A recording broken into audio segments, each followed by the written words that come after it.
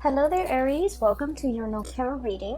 So, when I was shuffling out the spread, I saw two images for you, and I'm not sure which one comes first, but they're definitely related.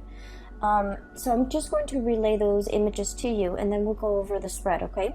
So the first thing that I saw, which was pretty amazing, was you're at a scene at a circus, okay? And there is a big cannon, and this was back in the days where they shoot people at cannons. And there's this little boy. He looks really, really young, and he had like a superhero cape, a red cape on, and like a Speedo outfit, and he's getting into the mouth of the cannon. Someone shoots him off, and then he kind of rolls up into a ball, and then he rolls a vast distance, and he lands on a net, and then he stands up, and the crowd cheers. Okay, so that's the first image that I saw. The second image that I saw, and I think it should have gone first, but I saw this monk. He looks like a medieval monk, and you know how back in the days, if you look at images and drawings from the medieval time period, the monks, their heads are bald, but they have like hair that's growing on the side, okay? So he's like a medieval monk in this really dark castle in his study, and it's really dark outside. You can see the moon, and you can see the steeple and the chapel like outside the window. It's really dark. He's reading, poring over many, many, many books by candlelight. And when I saw this image, I immediately think about, the scribes, okay? The scribes. The people, the monks are the first ones that are literate, especially in medieval time. Not a lot of people have access to education. So they're the ones that keep ledgers. They're the ones that are really incredibly educated. They know letters. They write down like, they keep inventory, keep ledgers, but they also write down like the daily activities as to what happened today. And they're pretty much the first people that keep like a written history of things that have unfolded. Okay, so I feel like this guy, he's in his study by candlelight, obsessively poring over, looking through, researching, and trying to find something. Okay, so he was like very, very adamant about trying to find something. So those are the two images that I saw. And it was really difficult for me to try to get those images to kind of like tell the story, okay? So what I feel is happening here is there's something that you are doing. And I feel like for many of you, this is a part of like a job. For those who are self-employed, I feel like you're trying to launch something. And you're obsessively trying to do the preliminary background research, the market research. I'm hearing like patent. So for some of you, you might be inventors. You might be poring over all the patent history to make sure that this thing that you are trying to bring forth into the world has not been done before, like a violation of patent, for example, patent laws. And then I feel like for others of you, especially if you're not self-employed, you're working for other people, I feel like you're trying to look into the regulations, the rules and the regulations as to how something was done in the past, and then you're trying to bend the rules, okay? I feel like there's something here about not wanting to follow what was done in the past, wanting to trailblaze, wanting to create your own path. And I feel like you don't have a precedent. You don't have like, the thing that comes before for you to guide you. You're kind of like starting from scratch. You're starting on your own. And I feel like there's a lot of risk associated with it, okay? Hence the little kid being launched out of the cannon, okay? So like, I feel like in some way physically you're thinking like, how is this going to work? What exactly is it going to look like? And so it hasn't been done before, so you don't have an example to go by. You just have the idea in your head, and you're trying to bring it forth into the real world. And the real world is like constrained by the law of physics. And so you're just, trying to do that research into a field or into an area, a specific a specific field that you're not very familiar with, okay? And so I feel for many of you, this is like a very huge new undertaking that you're planning to start off, and you feel that it's gonna have like a tremendous yield, either financially, monetarily, or just, you know, it's something that you feel that needs to be done, and you're the person that wants to lay out the preliminary groundwork for this, okay? So this is like a huge undertaking that you're kind of like a responsibility that you're taking on, mainly because I do feel for many of you, normally you don't have the patience to kind of like, you know, do the research, sit there and pore over volumes and volumes of things to dictate how this is gonna happen. But for some reason, for some of you, you might be personally invested in it, or you might feel like, no, this is the right thing to do. I want to do it right, or I want to do this for somebody. There's like an emotional connection, or like an emotional reason why you want to do it. For others of you, you're like somehow invested in it, where you're just like, no, this is something that needs to be done because it's going to lay the groundwork for what's to come, and I want to lay the groundwork in the direction that I want to see things happen in the future, okay? I do sense we have here the Judgment card and the Justice card, okay? So this deals heavily with legality. The Justice card, this is about weighing out the pros and cons, okay? What is right morally, ethically, versus what is right like internally. And then we have here the Judgment card as well. Light bulb moment, okay? Some major idea that you are trying to bring forth into the world. It's almost like I'm getting a very strong like Aquarian, you know, influence here, where you're like so ahead of your time. You have these ideas swirling in your head, and I feel like you're trying to conceptualize it. You're trying to make sense of it. You're trying to like sort out these creative ideas, put them into little neat boxes so that you can understand exactly what you are trying to work with. I also feel like it's a major ethical or a moral issue that you're grappling with, okay? Whenever we are linked up with laws and legalities and rules and regulations, I feel like especially for many of you, you have an innate sense of what is wrong and what is right. And I feel like there might be some type of a moral conflict between what you feel is right, what you feel is wrong, versus what the laws dictate is right, or what the law dictates is wrong. So there might be some type of a legal framework, or just some type of a framework that you're working within that you feel needs to be changed, and you're trying to find justifications for how to change it. You're trying to find evidence. You're trying to find like nuances in the law so that you can bend them. And I feel like you're doing this because internally you're driven by your own sense of what's right and what's wrong. And so you're trying to, you know, shape it or fashion it in a manner that speaks to you. So I feel like for many of you, there might be a situation in a work environment where you're just like, this is not fair. This on paper, it says this, but in my mind, in my head, in my heart, it feels wrong. And so you're trying to, you know, find a way to get around it, is what I'm sensing. Okay, so this is coming in really, really strongly. And then going to the second image, this is what I'm sensing here, is there's a situation where, once again, you know, you're trying to bring things forth into the world. It requires a lot of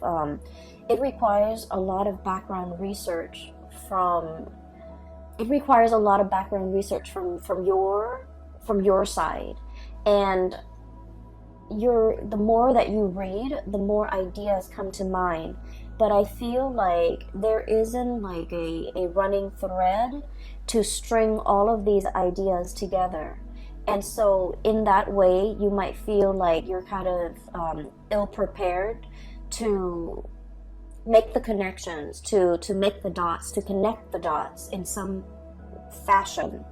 And you also feel like you might need to speak to a specialist. You might need some type of an expert in their field in order to help you, in order to conceptualize, not only conceptualize, but like to draw out how it's going to be implemented or how it's going to be made in the real world. Okay, and I feel like there's somebody coming in, someone who's an expert in their field. We have here the Queen of Swords.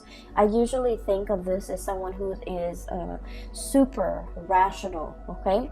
They work with rules, they work with laws, they work in the legal profession, and they are also, their mind is really, really fast when it comes to making connections, connecting the dots between one disparate idea and connecting it to another. So I feel like if you're kind of like fumbling around in the dark and you're just like, I need help, I really don't quite understand how to make sense of everything that's in front of me, the more research I do, the more I read up on something, the more confused I get, or the more ideas that come out of it, and I just feel scattered and I feel all over the place. I feel like you have an expert coming in that is going to be able to help you through this process, that's going to be able to make sense of it for you. For some of you, I do feel like, you know, it's just like there are too many things, too many interests, too many hobbies, too many ideas you want to get off the ground, and you don't even know what to do first. So I do feel in a way that the solid groundwork has not been laid, and you're still in that process of doing that.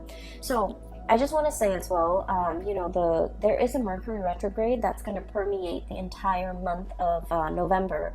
It starts on the 31st of October, and we're going to be in the Mercury retrograde period for about 3 weeks of November, and the last week is pretty much the shadow period. So this is a time to really lay that foundation, lay that groundwork, do the preliminary research, make sure there's no holes in your theories, and make sure that everything is done. And I keep hearing like conceptualize. Make sure that you have a very, very, very solid foundation laid out before you start doing anything. And the time for you to start doing anything should be outside of this Mercury retrograde cycle. So I would say the month of December looks really, really right, especially if we are in the time of Sagittarius, which is a fellow fire sign. You know, when the sun is in Sagittarius, it's going to make a trine to your sign, Aries, and it's going to it's more conducive for, you know, bringing you recognition, bringing you into the limelight, and making sure that your plans and ideas and whatever you're trying to implement is foolproof, because you're going to get a lot of visibility. And so I feel like the month of November is not really the time to draw attention to yourself because of the Mercury retrograde period. It is time for you to kind of lay low, pour things over, understand things, read up on things, do the preliminary research, have all those ideas floating around. You don't need to string them into any type of a coherent thought. You just need to, you know, take them into account, but don't implement anything until the month of December. So I hope that makes sense, because if things are not laid out well and thought about well, and, you know, I want to say, if they're not done well, by the month of December, when the limelight is on you, or when the spotlight is on you, that's when, you know, all the holes in your theories will start to show, okay? I'm seeing that it's like light streaming through it's almost like a window with curtains, and then light streaming through. If there are holes in the curtains, you're going to start to see those holes cast a shadow, and you're going to start to see the light. So I feel like this is not a time for you to get that limelight. It's going to come in the month of December, okay? So enough about that. I do want to move on to the cards, because there's something coming through here. First of all, we have here the Eight of Wands and the Eight of Swords, and both of these falling on top of each other. So the Eight of Wands, this is massive amounts of communication.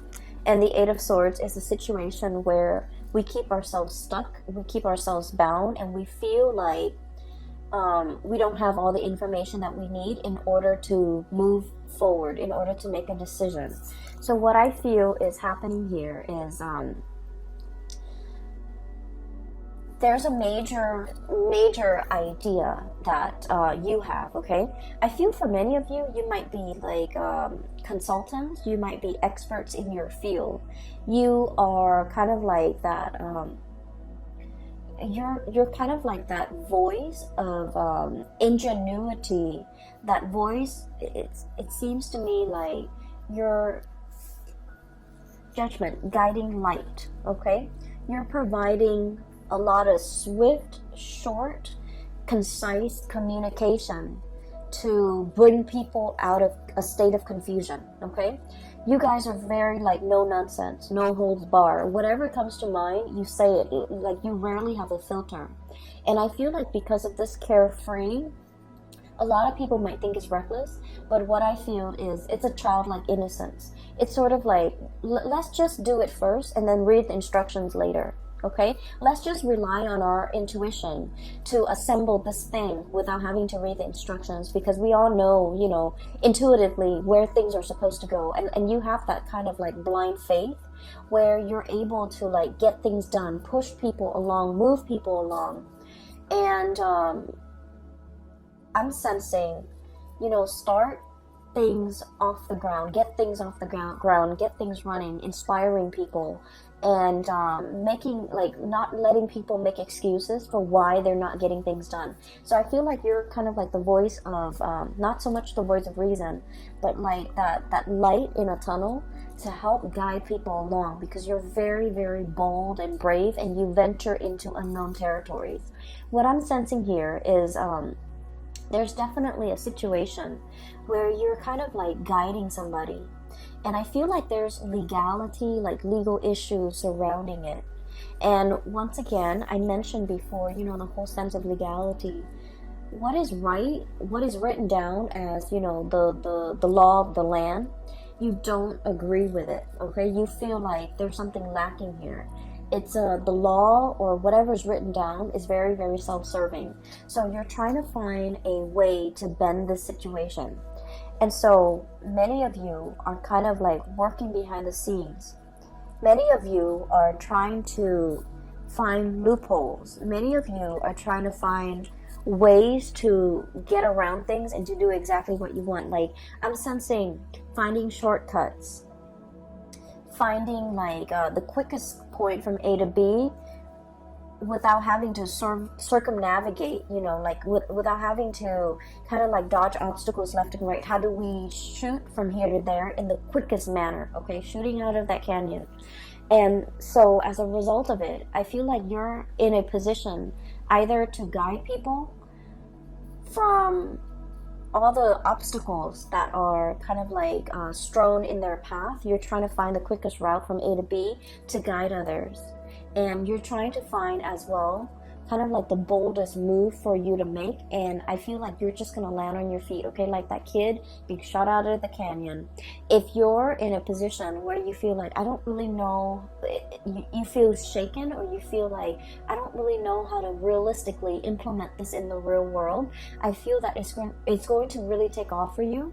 So that state of confusion where you're not able to make a decision, there's going to be that light bulb moment that will allow you to know how to move forward, that will allow you to know how to move on. Okay, so I feel like the energy is very, very conducive for having some type of a major breakthrough. You're getting like spiritual advice, you're getting a lot of information to, if it's like a long-standing problem and you've been mulling it over for some time, and you felt like the more research you do, the more confused you are, it's going to hit you in a way where you're going to be able to find the simplest way to get from A to B, to solve your problems, to jump over your hurdles, to kind of blast through these obstacles in order to move on, okay? I'm also sensing here a very significant person that's going to be entering your life, okay? We have here the Queen of Swords. So this is air sign, air energy, Aquarius, Gemini, Libra. And what I feel is, for those of you who are dealing with an air sign, or even dealing with somebody who's a little bit more on the icy end, They ask a lot of questions. They try to really understand you. I feel like polar opposites. Okay, so your polar opposite might be Libra, and Libras are kind of like the lawyers of the zodiac. They like to ask questions. They like to see both sides of the story. They like to they ask a lot of questions because as an air sign, they like to know. They like to learn. They like to understand things from with like they like to have like a holistic view of a situation before they form their opinion or make up their mind. And so if you're dealing with someone like that, it doesn't have to be an air sign. It's just they exhibit the energy of someone who asks a lot of questions and they want to understand. You're going to feel a little bit like you're under scrutiny, like you're under a microscope. Like they're judging you, or they're judgmental, or they're trying to poke holes in your theories. But what I feel is, in the process of interacting with this person, they're going to make you stronger. They're going to make you able to defend your ideas, defend your beliefs, and to solidify and strengthen your ideas and strengthen your beliefs so that your theories have no holes. Your theories are foolproof. So I feel like you have somebody in your midst that is like this. And what I'm sensing is, for some of you, this might be like a romantic partner who you feel might be overly critical. You feel they might be a little bit cold, a little bit distant, a little bit contrarian. You say one thing and they don't really see things that way, so they offer their opinion. And you guys have had a lot of clashes in the past where you don't see eye to eye. I honestly feel like they might have belittled you by the way in which they interact, by the questions that they ask you.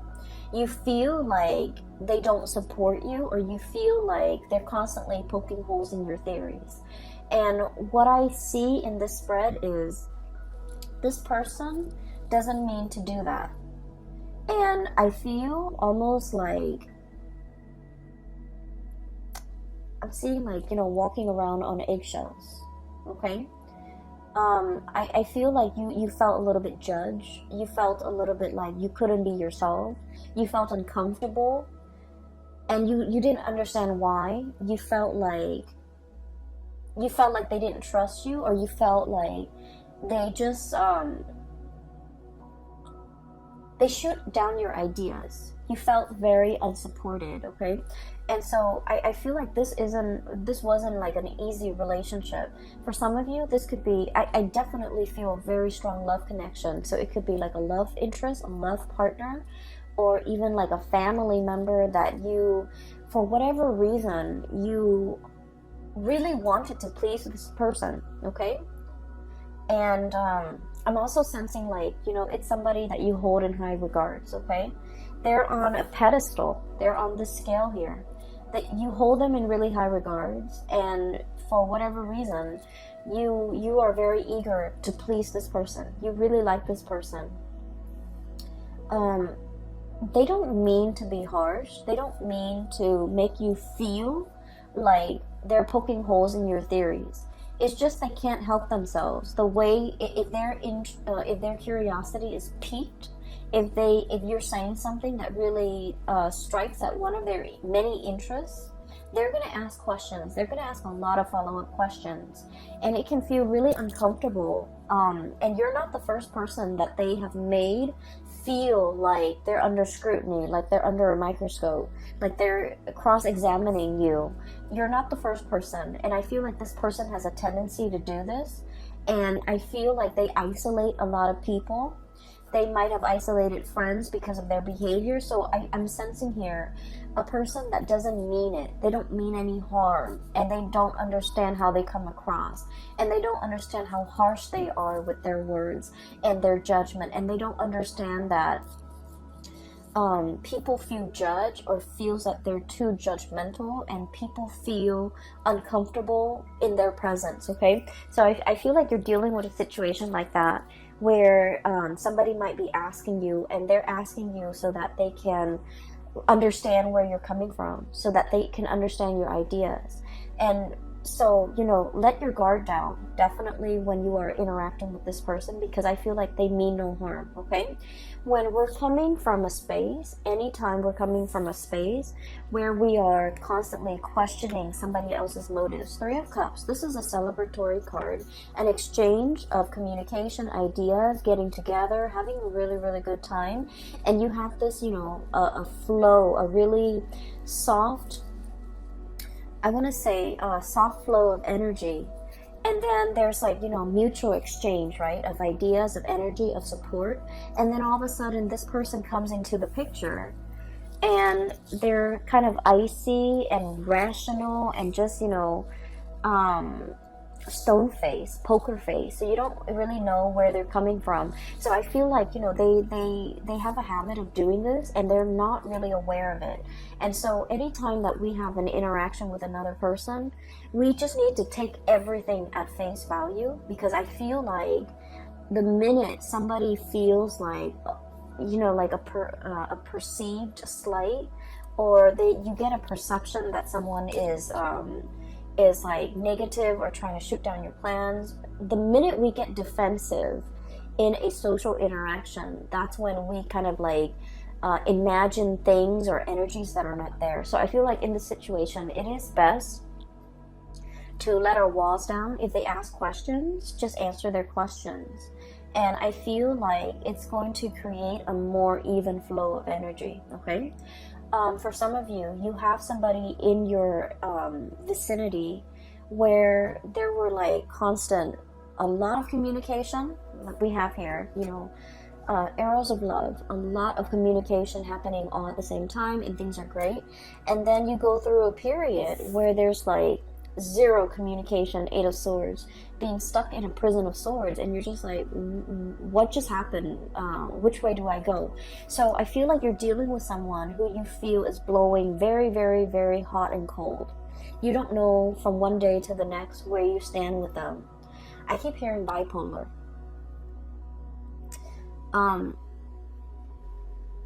And I'm also hearing as well somebody who's very stuck in their head, and they might have like a gazillion things or a gazillion ideas that they're working on. So they're jumping from the realm of the mind.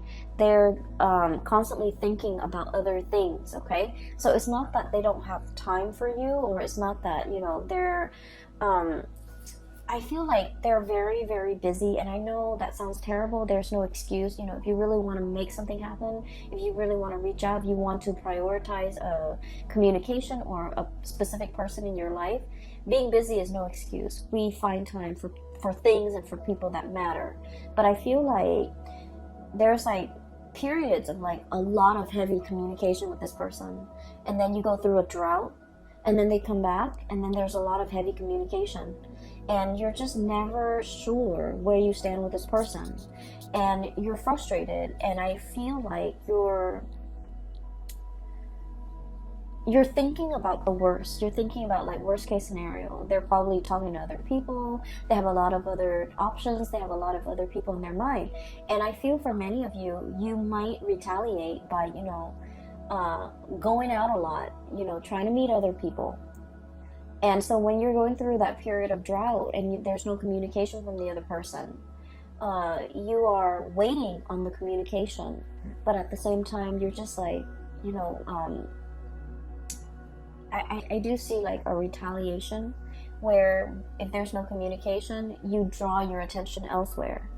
And so I just feel like the other person has a lot of things on their plate. And once again, I'm not saying like it's an excuse, but I do feel like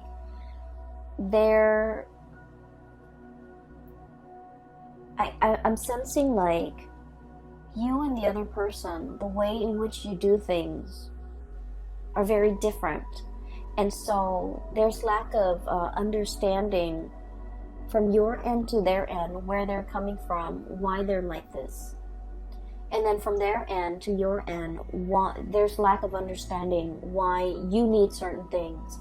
You might need a lot of communication, and I feel like they need a lot of downtime. Does that make sense? So I feel like that's you're like polar opposites, and the way in which you need others, the way in which you express love, the way in which you express concern, and you know, The ways in which you show affection is very, very different. You might need that entangled, constant communication, a lot of validation. They need a lot of distance and alone time and downtime, okay? If the connection is there, in their mind, it's already there. We don't need to, reinvent the wheel.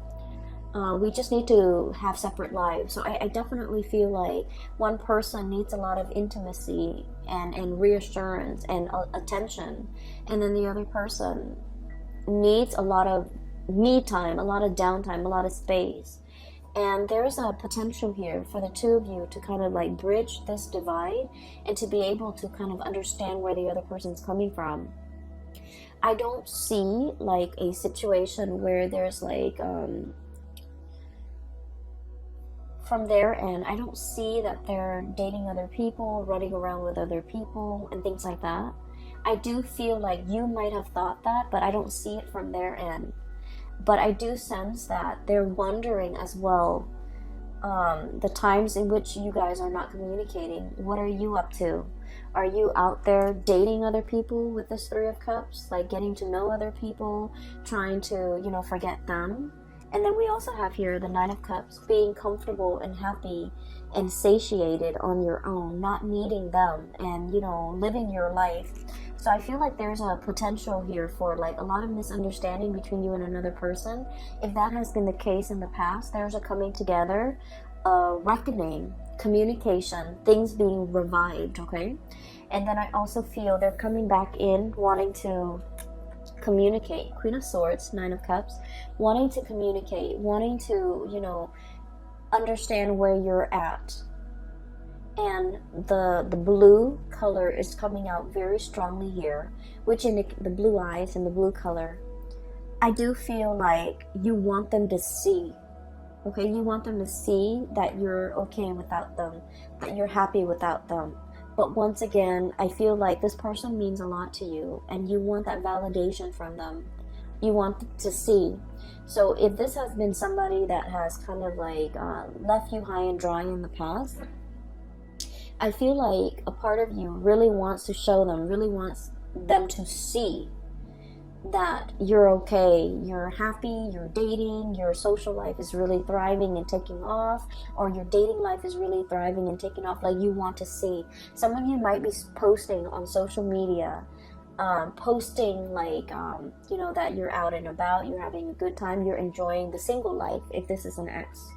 And then I definitely feel like, they're thinking about you. They're trying to access you, access the photos, access the information. They're definitely physically seeing to make sense of it. Okay, so I do see a tit for tat, retaliatory type of an energy here, where you want somebody to see that you're doing well, that you're doing fine, that you're happy. But once again, it still points me to the fact that you are wanting some type of validation from this person, okay? If it is an ex, I feel like it's going to be the end of it. If it is an ex and you just feel like you go through periods where you hear nothing from them, and then they come back in expecting everything to be okay. What I have is a stoppage in communication, Four of Swords. This is taking a break. And then we have the Five of Swords, and I usually think of this as like mincing, dicing something to kind of like cut it up into little pieces. It's like, I no longer need this connection, I no longer need this communication. I've been waiting for so long. It's finally coming in at a point where I'm at peace with myself, I'm happy, and I'm doing really well, so I don't need it. So I feel like many of you will be in a position where you get to kind of like give this person a piece of your mind. Like, I don't need you. I'm doing okay on my own. I am very, very satiated and incredibly happy. And so I don't need the crumbs and, all of this that you're bringing into the picture. But then on the other hand, I do feel like many of you, you're dealing with somebody where there is a lot of misunderstanding. What they need and what you need are totally different things. You might want to be the one, you know, going out, having fun, wanting to be the life of the party. And the other person, they crave a more peaceful, a quieter existence. And I feel like there will be like a bridging of the gap where the two of you will kind of like meet in the middle and try to, I want to say like compromise, okay? Like compromise. So I'm getting a very strong polar opposite here. And once again, your polar opposite is Libra. Libra is coming out very strongly in this spread. So for just a warning, for those of you who are dealing with a Libra person, I do sense there's a lot of misunderstanding, and I would just urge you to kind of, you know, slip yourself in their shoes to really understand and mull over and think about what they have said to you in the past, because I feel like you guys are talking over one another. You're speaking from here, they're here, and then the it's like, you know, the two shall never meet. So I feel like there's a lot of potential for misunderstanding. And so you kind of have to go back, cycle back into your, you know, memory Rolodex of all the conversations you've had, of all the things that they've told you, because I feel like they might have said a lot of things and you misinterpreted a different way. And likewise, you know, this energy flows both ways. You might have said things that they have completely misinterpreted. And so I feel like there's a definitely miscommunication that can be fixed, and the distance can be bridged between you and this person, okay? In particular, if you're dealing with a Libra, because I feel like one person feels like the other person is withholding information or withholding affection, and so they find affection elsewhere. And that can be you or that can be them. But I feel the energy of one person wanting to retaliate because the other person, they feel the other person is withdrawing. And so they, you know, find affection elsewhere, find attention elsewhere, seeks attention elsewhere. And then I also feel like when one person wants to be, you know, wants to cuddle, wants to be intimate, the other person is like tired. And so your timing is really off. Your communication is really off between the two of you. And I feel like, you know, that's a situation that can be easily fixed with just the right communication, with just, you know, letting the barriers fall down and approaching one another with like an open mind. Okay? So I just feel like there are a lot of issues here that can be hashed out, that can be revisited for resolution, for reconciliation, okay? I definitely feel reconciliation between you and a person that you feel might not have time for you. They might have had like very inconsistent communication. So I feel like that's coming in. But either way, I do feel there is a really strong love connection here where you are dealing with a polar opposite. And I do sense as well, there might have been a lot of difficulties in the past when it comes to resources, sharing resources. Resources might have been very scarce, but the two of you have finally kind of like bridged that gap. Two people are really, really doing well, and they're pulling together their resources. 7 of Pentacles here, okay? Waiting for that harvest. But this is like a long-standing process. Nurturing something, watching it grow over many, many months, okay? Over a long period of time, many years for some of you. So I feel like things are looking really good, especially if you have a partner and you both share resources and things have been hard in the past. There's going to be a major uplift, escalation, and resolution when it comes to financial resources, all right? So Aries, I'm going to leave it at that. All right, I wish you all a very wonderful November 2019. And if you are interested in a personal reading, I do have a link in the description box below for a colleague of mine. Her name is Bridget. She is phenomenal. I highly recommend that you get a reading with her. The link is in the description box below. And also, if you're interested in this deck, the local artist has reached out to me, and she told me, you know, to include a link to her website where you can purchase this deck as well as all the other artwork that she has available for sale.